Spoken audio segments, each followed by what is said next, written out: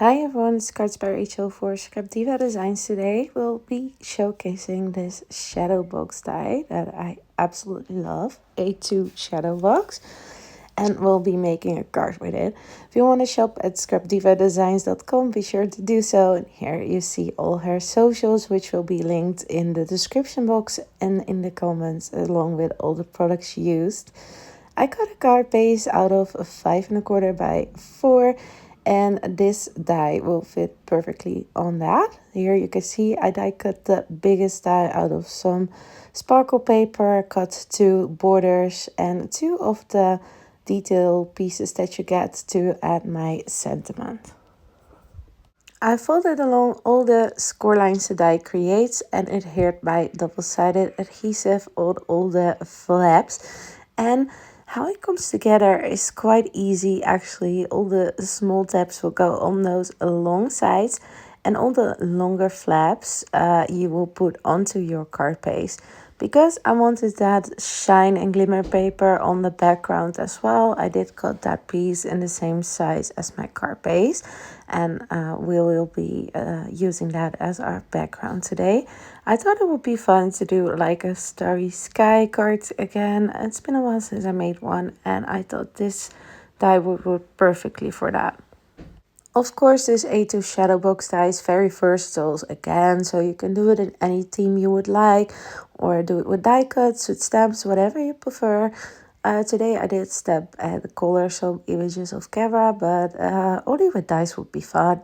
I'm using it today in the landscape orientation, but of course you can use it as a portrait one as well. Here I also attached some liquid glue to those long tabs, and I'm gonna attach it to my card base. My head is a little bit hid away, but I really needed to see how I can line it up properly. And here you actually have the base of your shadow box. I did have a little bit of hangover, so excess. I'm gonna cut that off to make it nice and neat. I did want to put my panel on the inside after I adhered the flaps, because I like to cover those up as much as I possibly can. This is a bit more fiddly, so you could also attach your background first and then the flaps. I am gonna cut it a little bit shorter on both sides than my card base was, because of course the shadow box takes up some space as well. I wanted it to be able to fit in there, so as you can see it is more fiddly, but I do like that the tabs are a little bit hidden like this. So you know, you do you. On hindsight, I should have just adhered the tabs of the shadow box on the back side of a white paper and then put this one on the front side. So that will be the most easiest way to do that. But yeah, when you make something for the first time, sometimes you overtake it. At least I do. So it can be more easy like that, like I did here. But hey, it still works. I'm also attaching my grassy border, one of them actually on this panel here. And the other one will go on the front of our shadow box to give some extra dimension again. And now it's time to get fiddly, which again is not needed because you could do this way more easy, but hey. And I'm gonna try to get that panel in there so I can cover my tabs. And yeah, it did fit. So I was happy it still worked, but I didn't take the easy route here, but hey. At least now you guys know how to do the easy route. So, you know, that's also worth something, right? And here is that other grassy border. And oh, I just love this die. This one will be used quite often for me, I think. And here you can see I stepped colored and die cuts of my images that I have. I colored them in with some alcohol markers. And now I'm just going to lay out my scene before attaching anything. I always like to do that. Then I die cut 2 of those decorative elements that come with this die set and layered them. And I put my sentiment on there. I thought it would be a fun way to fill up that left side of my card, the top left side, but also add a nice sentiment. And I'm just using my tweezers here to get that glue nicely in there. That's the only downside about these shadow boxes, I always feel. They look so good and are amazing, but like adhering stuff can be a little bit more difficult.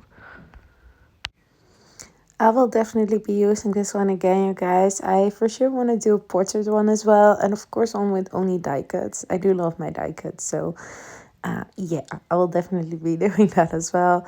You can see using some reverse tweezers again to help me get everything nicely adhered there. When I'm recording this, I already finished all my projects for the July release, sorry, as well. So I am very excited about that as well. I think you guys will absolutely love it, you guys. So be sure to hit the subscribe button if you want to see more ScrapDiva Designs projects. And of course, follow ScrapDiva on all her socials as well, because she has some amazing design team members that will definitely be showcasing a lot of the cute products from July, June, everything. So be sure to check that out. I did use some foam on some of my elements again. The shadow box itself has a lot of dimension, but by adding one of the grassy borders on the background and one at the front, you create a little bit more, and some of these popped up a little bit. So I always like working with foam and have a bit of a diverse dimension on your projects. Not always, but I tend to do like that and use it almost on every card or project I make, actually. Here, this is a cute little kitty. That's definitely my favorite one from the stem set. It's adorable and it works really well with this shadow box die, I feel. So yeah, if you are a card maker, you would love that. Even if you are not a card maker, more of a scrapbooker or something, this will be great as well. It doesn't have to be a card. If you use some sturdy paper on your background, then you should be good to just fill it up with die cuts.